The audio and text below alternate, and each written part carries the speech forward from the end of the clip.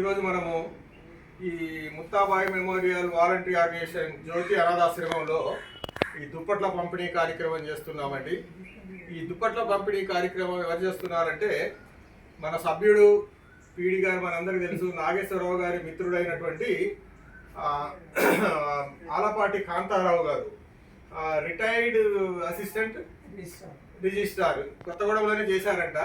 మన కొత్తగూడెం వ్యాప్తులే, ప్రస్తుతం అయితే ఖమ్మంలో సెటిల్ అయ్యారా సార్? హైదరాబాద్లో సెటిల్ అయ్యారంట. మేడం గారు సార్ కూతురు భార్య.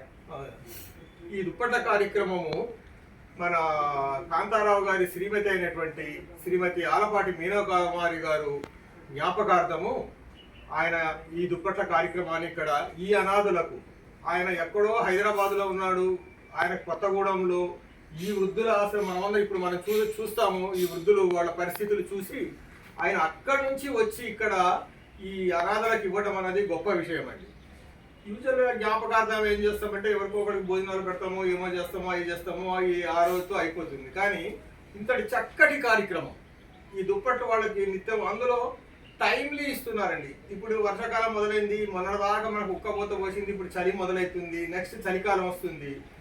మళ్ళా ఏదో పాపం వాళ్ళకి ఏదో దుప్పట్లు ఇచ్చామని రోడ్డు మీద మనం వీళ్ళకి కొనుక్కొచ్చింది కాదండి.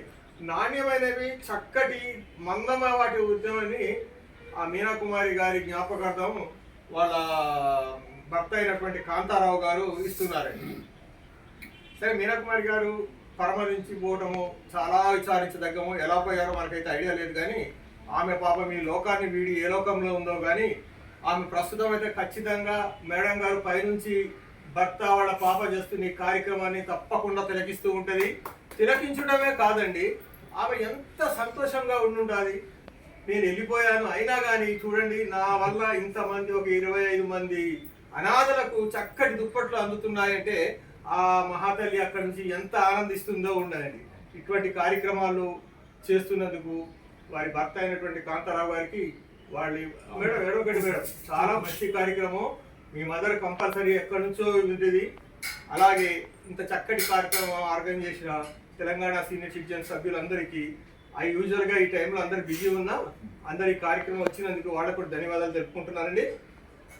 అమ్మ నువ్వు ఏడవకమ్మా, అందరూ ఇప్పుడు మేమందరం 75 ఉన్నామండి, అందరం 75, అందరం వచ్చాము, వెళ్ళిపోదానికి సిద్ధంగా ఉన్నాము, వెళ్ళిపోతాము. మనం వెళ్ళిపోయినా ఇప్పుడు ఆ మేడం ఎంత అదృష్టవంతురాలండి. వెళ్ళిపోయింది, అయింది, ఆ రోజు కార్యక్రమాలు చేసి ఉన్నట్టు కాకుండా ఈ చక్కటి కార్యక్రమాలు చేస్తుంటే తప్పకుండా వాళ్ళ ఆత్మ పైనుండి చూస్తూ ఆనందపడుతూ ఉంటుంది. ఎంతో దూరం నుంచి శ్రమ కోరుకొచ్చి ఇక్కడ దాకా వచ్చి ఇక్కడ ఇవ్వడం అనేది పాపం ఆ మహాతల్లి అక్కడ ఎంత సంతోషపడుతుందో, అక్కడ వాళ్ళ ఫ్రెండ్స్కి ఏ రీతిలో చెప్పుకుంటుందో చూడండి. మా ఇంట్లో వాళ్ళు ఎంత చక్కటి కార్యక్రమాన్ని అరేంజ్ చేశారు నా గురించి అని.